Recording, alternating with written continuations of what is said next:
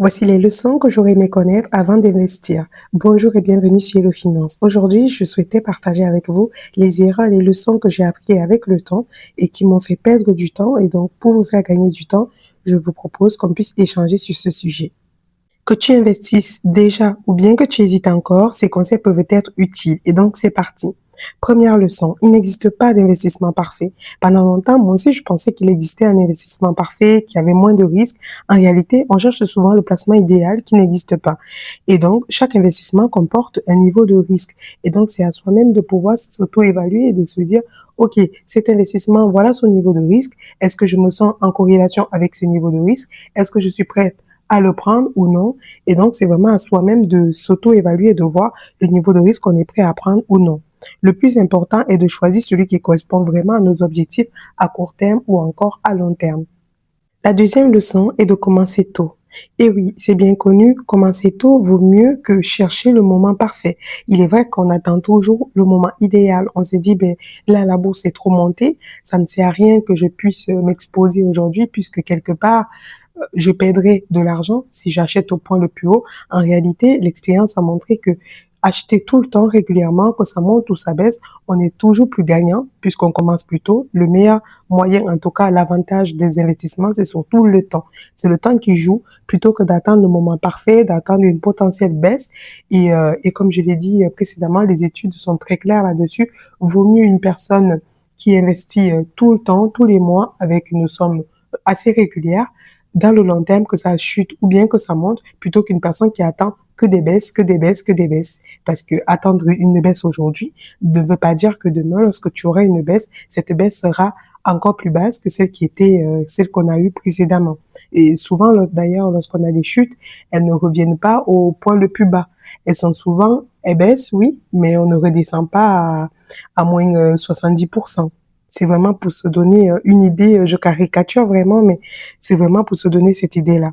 Donc en réalité, personne ne sait prévoir les marchés finalement.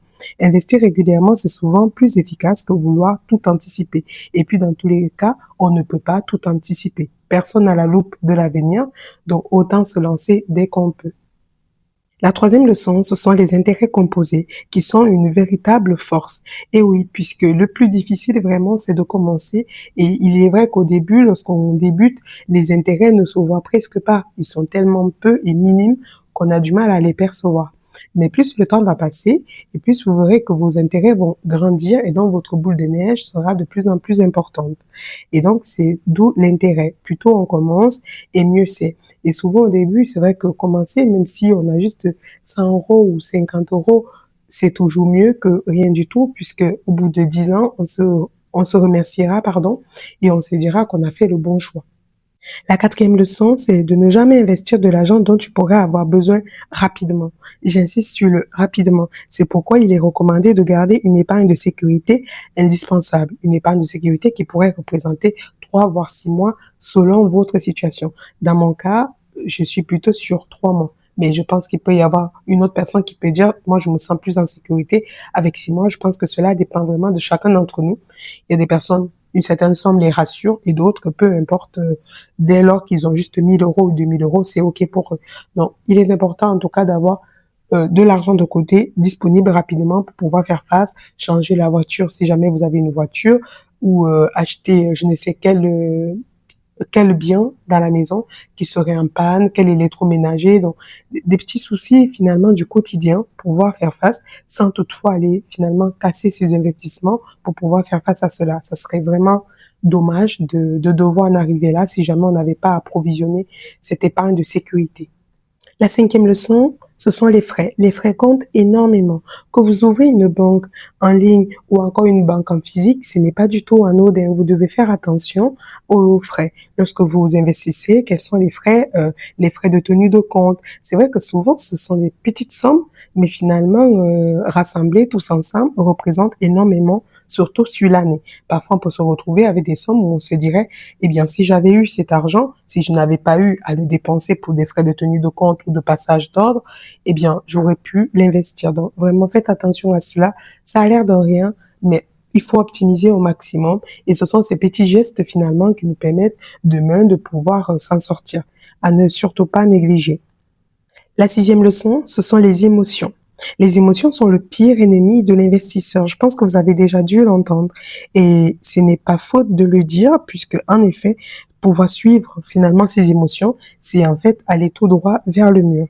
Acheter parce que tout le monde achète, parce que finalement, on entend partout que tout le monde achète. Et ça, je le vois aussi dans l'immobilier. C'est vrai que souvent tout le monde se dit, bon, ben, tout le monde achète, donc pourquoi pas moi? Je pense que faites surtout des choses parce que vous y croyez, par vos propres convictions et vos objectifs, plutôt que parce que les gens vous influencent à le faire. Souvent, on a l'entourage qui nous pousse à faire des choses. Écoutez-vous surtout vous-même. Vendre parce que, pareil, vendre parce que tout le monde vend. Ça aussi, est-ce que c'est judicieux de vendre ou bien vendre parce qu'il y a une baisse des marchés? Les décisions émotionnelles coûtent souvent cher. En effet, devoir suivre finalement à chaque fois son cœur, à chaque fois ses émotions, ah, je suis inquiet, machin, ce n'est pas toujours la bonne stratégie. Vaut mieux bien se respecter, en tout cas, son plan initial, ses objectifs. Quel est votre plan initial?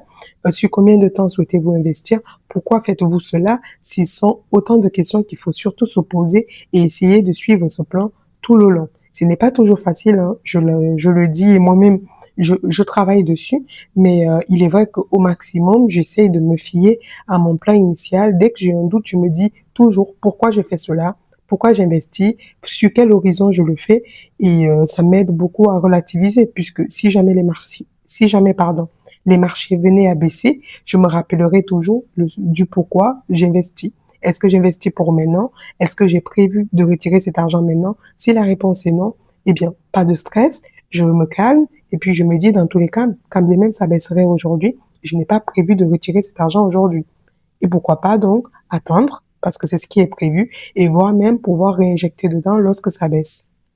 Petit disclaimer, je ne suis pas conseillère en patrimoine ni conseillère financière, je vous partage uniquement des résultats suivant mes propres recherches, ma pensée, mes idées, comment moi je vois les finances et ce que j'applique en tout cas dans mon cas. N'hésitez pas à vous rapprocher d'un professionnel. Une fois que ceci est donc dit, dernière leçon que j'ai apprise, c'est l'investissement est un marathon. On entend souvent parler des personnes qui sont devenues riches rapidement, mais la majorité construit son patrimoine progressivement. La patience est donc sous-estimée.